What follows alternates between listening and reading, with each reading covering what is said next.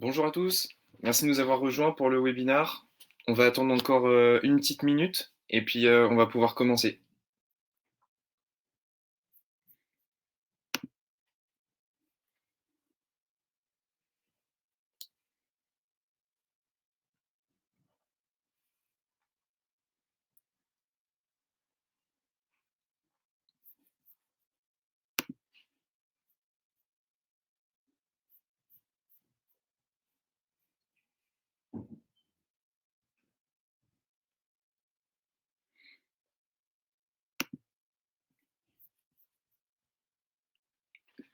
Bon, vous êtes déjà pas mal, donc c'est parti. Alors, moi je m'appelle Lucas, je suis expert en stratégie événementielle chez Liti, donc solution de gestion d'événements. Et aujourd'hui, notre webinaire va porter sur les 5 astuces pour assurer le succès de vos événements. Donc c'est vrai que c'est des problématiques naissantes dans tous les domaines aujourd'hui, l'événementiel, et on va voir comment est-ce qu'on peut vous aider à optimiser justement cette stratégie marketing. Alors, quels sont les objectifs de notre webinaire aujourd'hui? Donc, on va en fait un peu regarder le rôle des événements dans le marketing et la place qu'il occupe selon les secteurs d'activité, selon les sociétés et selon les stratégies. On balayera ensuite les raisons les plus fréquentes du no-show parce que encore aujourd'hui, c'est une problématique qui est très fréquente et qui est d'autant plus importante dans l'événementiel. S'il n'y a pas de participants, vos événements n'ont pas lieu d'être. Et on verra comment surtout pallier à ces problèmes. Et ensuite, on verra les meilleurs conseils justement pour organiser des événements qui soient réussis. Alors, on a départagé le succès de vos événements en 5 grandes étapes sur lesquelles vous travaillez déjà sûrement. Et on va voir comment est-ce qu'on peut les optimiser. Donc, en premier lieu, on verra les objectifs du webinar, des événements, pardon. Ensuite, on verra le contenu. Donc, comment adapter le contenu une fois que vous avez bien fixé tous les objectifs de vos événements. Ensuite, on va s'attarder plus sur le cycle de vie. Donc, vous verrez, pareil, c'est découpé en plusieurs étapes pour pouvoir vraiment les optimiser de manière plus pertinente et plus stratégique. Ensuite, on fera un petit focus sur les participants, comment inviter des participants qui soient qualifiés à vos événements. Et pour finir, on verra des petits détails qui peuvent souvent faire la différence. Alors, comment définir les objectifs de vos événements? Ça peut paraître bête, mais il faut se poser vraiment les bonnes questions. Il faut savoir pourquoi est-ce que vous organisez votre événement, avec quelle finalité, et surtout quel service va bénéficier de ces événements. Donc, il peut y avoir des services qui en bénéficieront plus que d'autres, mais l'idée, c'est vraiment de vous regrouper tous ensemble et de brainstormer sur les objectifs que vous allez vouloir atteindre. Donc, est-ce que c'est des objectifs plutôt commerciaux, plutôt de communication, de visibilité, plutôt marketing ou plutôt RH? Voilà, essayez de tous vous regrouper pour essayer de bien déterminer les objectifs de vos événements. Donc, qu'est-ce que vous voulez faire? Alors, on a listé quelques objectifs fréquents, je dirais, dans l'événementiel, qui sont d'être connus, par exemple, auprès des nouvelles entreprises. Donc là, ça va typiquement être des salons pour donner de la visibilité à votre société. Est-ce que vous voulez guider les prospects vers la décision d'achat? Donc là, on va être sur un événement qui est quand même à une valeur ajoutée plus importante. Donc ça va être des événements un peu plus personnels, par exemple des séminaires, des repas de fin d'année auxquels vous pouvez inviter vos clients, des visites d'usines, des choses qui vont vraiment resserrer les liens. Est-ce que vous voulez renforcer les relations avec vos clients actuels? Donc là, pareil, même typologie d'événements, des événements pour renforcer les liens, donc de type séminaire, visite personnalisée, etc. Est-ce que vous voulez partager de l'information ou des compétences? Donc là, on est typiquement sur des formations, que ce soit internes, externes. Pareil, c'est des objectifs qui sont très fréquents dans l'événementiel et auxquels vous pouvez répondre justement grâce à ça. Est-ce que vous voulez vendre ou promouvoir un nouveau produit? Donc là, on va être sur une typologie d'événements différents, par exemple des roadshows, des lancements de produits, des salons encore, c'est possible aussi également. Est-ce que vous voulez générer des rencontres en interne et en externe? Donc là, ça va être typiquement plus encore des séminaires, voilà, générer des rencontres, que les gens partagent des moments entre eux. Ou est-ce que vous voulez mettre en avant la marque employeur, donc donner de la visibilité à votre société, travailler votre image de marque? Là, typiquement, vous pouvez aller encore sur des salons personnalisés. L'objectif, en fait, le fait de fixer vraiment un objectif concret, ça va vous permettre de changer le comportement des gens. Alors, je m'explique, changer le comportement des gens, que ce soit vous en tant qu'organisateur ou vos participants. Je vous donne un exemple. Sur le salon Batimat en fin d'année 2019, on a un gros client qui est Chouco, qui avait un très gros stand. Et en fait, ils se sont fixés des objectifs de rencontres de prospects. Donc, admettons qu'il y en avait une cinquantaine. Ils ont mis en place justement des moyens qui leur permettaient de voir dans quelles allées stratégiques euh, le passage était le plus fréquent, le plus fluide, et du coup, ça leur permettait en fait, au fur et à mesure du salon qui a duré une semaine, eh bien, d'adapter leurs objectifs et d'adapter surtout leur comportement. Donc, plus se focaliser sur quelle typologie de client, à quel endroit du salon, etc. Il faut aussi vous demander comment est-ce que vous allez pouvoir mesurer cet objectif. Donc ça, c'est peut-être le cas pour certains d'entre vous, c'est peut-être moins le cas pour d'autres. En fait, c'est ce qui peut faire la différence aujourd'hui. C'est les KPI que vous allez vous fixer. Donc si on reste par exemple sur le salon et sur Chouco, l'exemple que je vous donnais avant, eux, leur objectif, c'était en termes d'acquisition de prospects dans leur base de données. En fait, il faut se donner vraiment des objectifs qui soient, je dirais, quantifiables et mesurables. Même des objectifs qualitatifs, c'est possible. Par exemple, un taux de satisfaction qui est de 85% minimum. Il faut vraiment vous donner une manière de pouvoir chiffrer vos objectifs et ça vous permettra en fait de travailler le scoring de vos prospects et de vos clients ou de vos collaborateurs internes. Le scoring, c'est quoi? C'est justement le fait d'attribuer des points en fonction de si mon prospect est réchauffé ou pas. Donc, il s'inscrit à mon événement, je lui attribue 10 points. Il va visiter mon site, je lui attribue 10 points. Plus les points sont élevés, plus le prospect est chaud, si vous voulez. Et c'est ce qui va vous permettre, vous, de pouvoir justement mesurer les objectifs que vous êtes fixés. Alors, comment justement adapter le contenu aux objectifs que vous vous êtes fixés? Aujourd'hui, en fait, on peut voir sur la slide devant vous que toutes les étapes en amont et en aval de votre événement, sur lesquels vous travaillez, donc visite de site, phoning, envoi de mailing, etc. et génération de leads à la fin, on peut voir que l'événement physique qui est en vert sur la courbe n'est pas souvent, ou du moins pas assez intégré à votre stratégie marketing online. C'est souvent difficile en fait de faire le lien entre les deux. Et aujourd'hui, grâce à différentes techniques, grâce à différents outils de gestion d'événements, de plateformes et de software, ça vous permet vraiment que votre événement fasse partie intégrante de votre stratégie marketing online. Ça vous permet en fait de ne pas perdre le lien, de ne pas perdre le suivi, de ne pas perdre la traçabilité entre tout ça. Donc pour adapter votre contenu, il faut se demander à quelle étape de décision du prospect, si c'est des événements prospects, se trouve-t-il? Est-ce qu'il est à la première phase de découverte? Donc est-ce qu'il y a une prise de conscience du besoin? Est-ce que vous avez encore pas de contact avec lui? Est-ce que vous êtes à l'étape de la considération? Donc est-ce que vous avez déjà eu un contact avec votre prospect?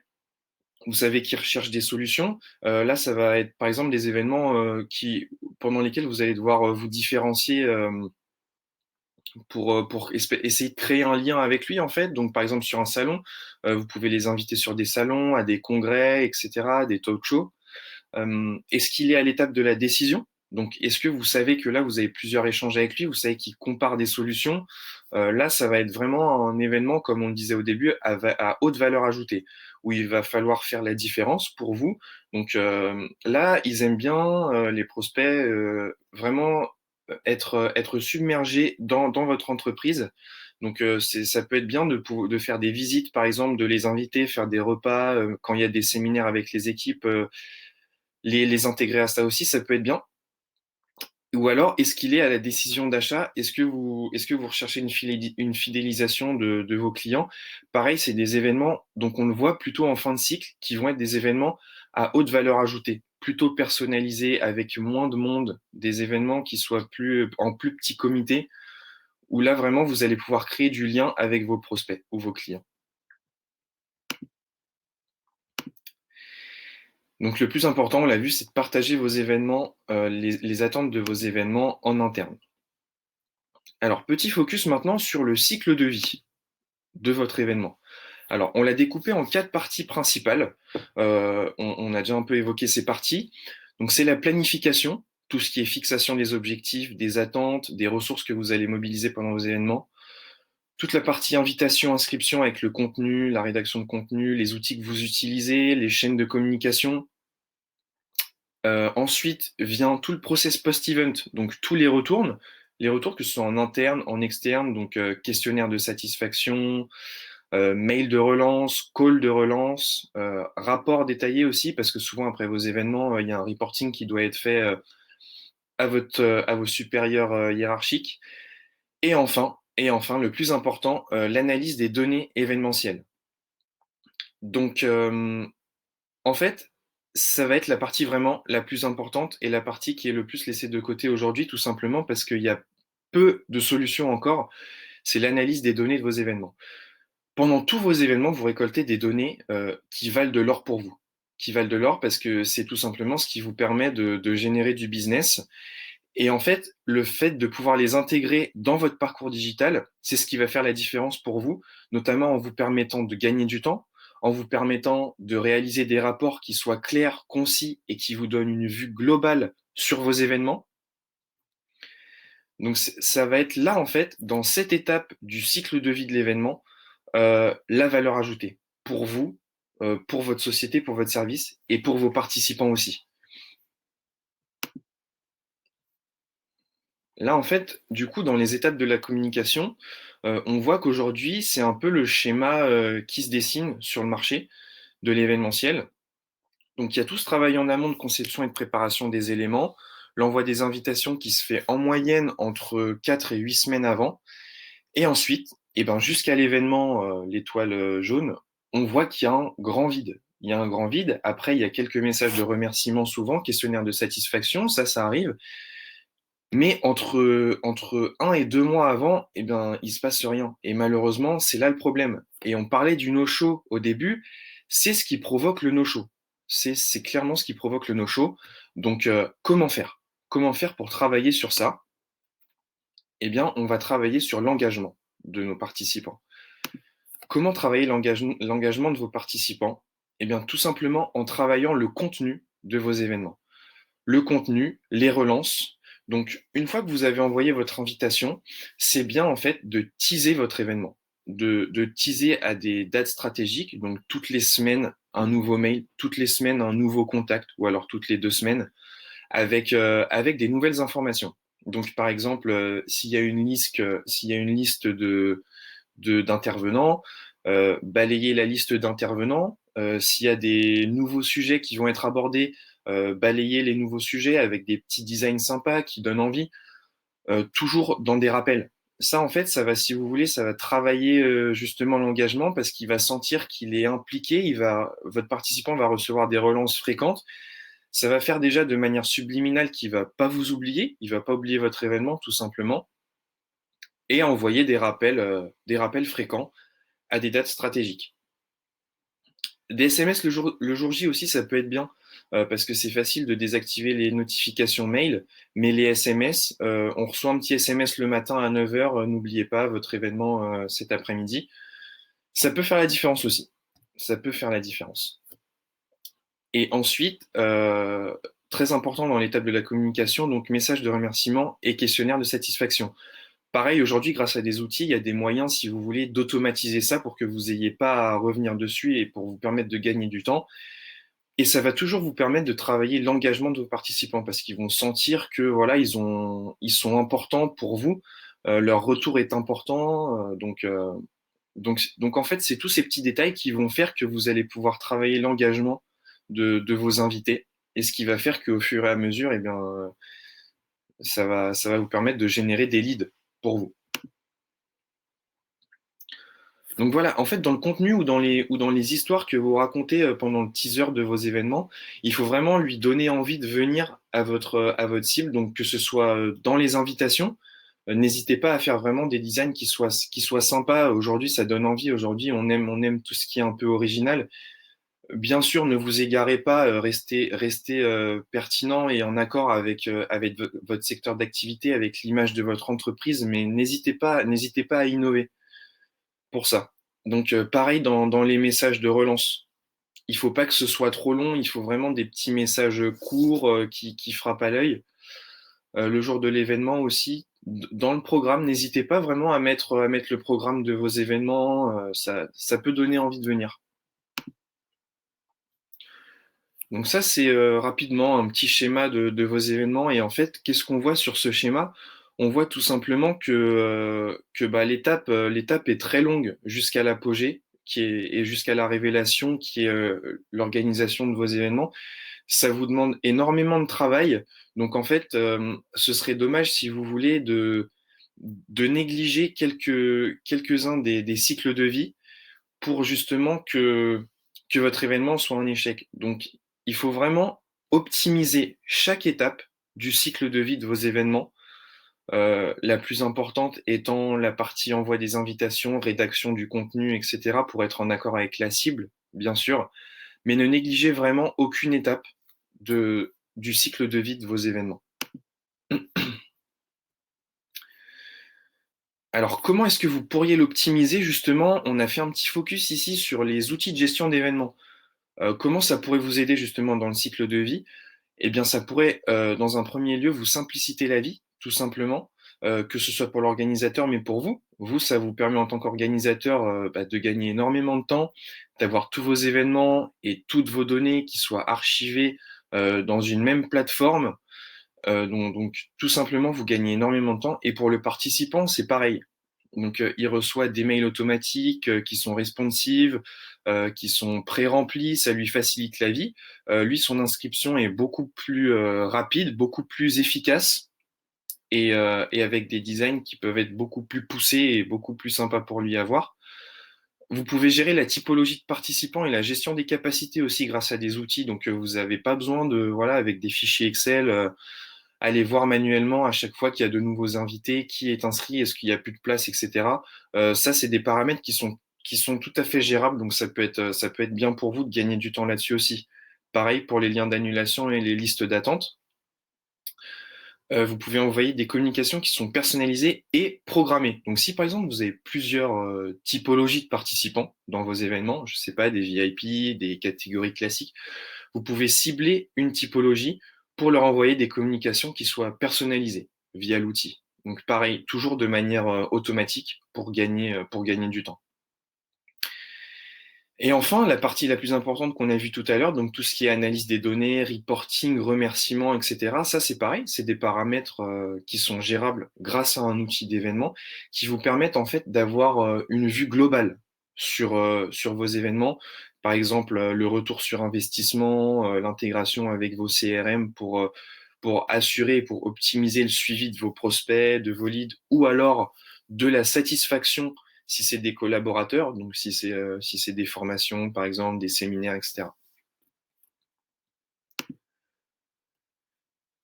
Donc en dernier point, comment est-ce qu'on peut attirer des participants qualifiés à vos événements? Comment travailler là-dessus?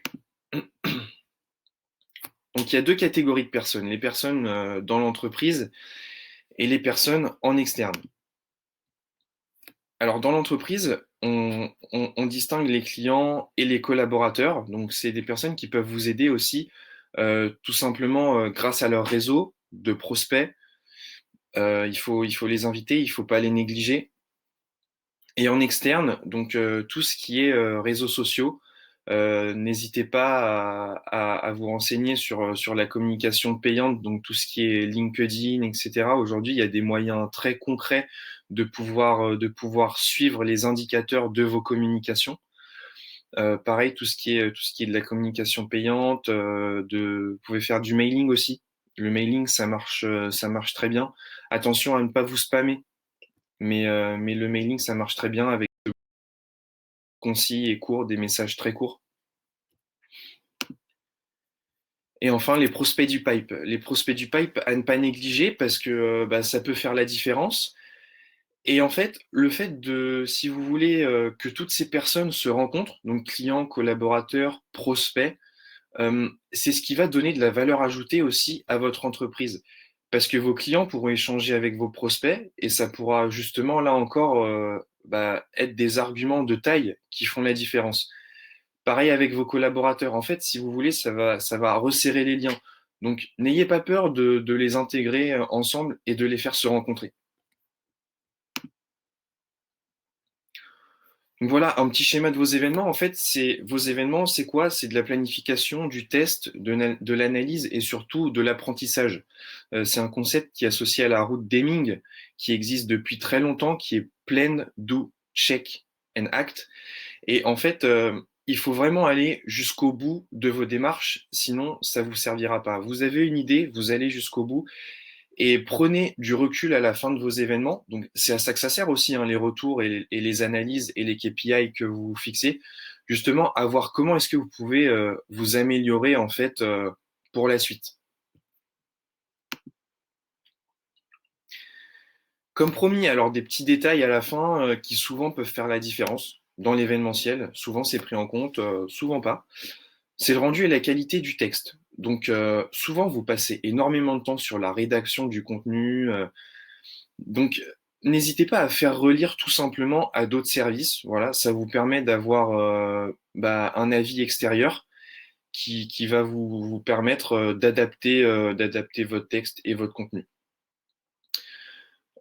Pour la communication, les hashtags de l'événement. Alors ça, c'est très pertinent, notamment sur LinkedIn, parce que sur LinkedIn, il y a beaucoup de personnes qui font des recherches par hashtag. Donc hashtag event, par exemple, hashtag votre secteur d'activité. Quand vous faites de la communication, n'hésitez pas à la fin de votre post à mettre autant d'hashtags que vous le souhaitez, tous ceux en fait qui vous paraissent le plus pertinents. Parce que beaucoup de recherches sont effectuées par hashtag. Ensuite, c'est l'exercice de préparation, l'engagement du participant avant et après l'événement. Donc ça, on vous a donné en fait tous les petits tips pour pouvoir travailler sur cet engagement. Ne le négligez pas, parce que c'est ce qui fait la différence, comme on a pu le voir, et c'est ce qui vous permet de réduire le no-show. Et pour finir, eh bien, le lieu. Le lieu, tout simplement, de vos événements. N'hésitez pas voilà, adapter le lieu en fonction de votre cible. Si par exemple vous avez des formations pour une équipe de 100 commerciaux itinérants qui se déplacent en voiture, vous vous doutez bien qu'il ne faudrait pas faire un événement en plein cœur de Paris parce que c'est difficilement accessible pour eux. Posez-vous cette question aussi. Posez-vous cette question, ça peut faire la différence.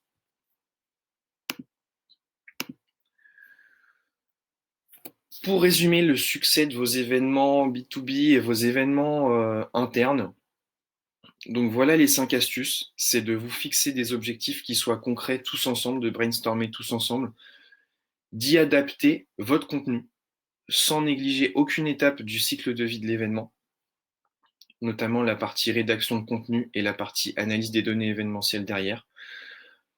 Invitez le plus de participants qualifiés que vous le pouvez en mêlant prospects, clients et collaborateurs. Et n'oubliez pas les petits détails qui peuvent faire la différence. Donc merci pour votre attention. Merci d'avoir participé tous aujourd'hui à ce webinaire. Donc ça, c'était un webinaire sur les 5 astuces pour assurer le succès de vos événements. C'était pas une démo de notre outil. Si toutefois une démo de notre outil vous intéresse pour voir comment vous pourrez l'allier à vos événements, n'hésitez pas du tout à nous contacter, que ce soit par mail, par téléphone directement. Nous, on se fera un plaisir de vous aider et de vous faire une démo personnalisée. Donc, on va se laisser un petit moment questions, si vous le souhaitez. Donc, si vous avez des questions, bah, n'hésitez pas à les poser dans le chat. Et puis, je vais faire un maximum pour y répondre.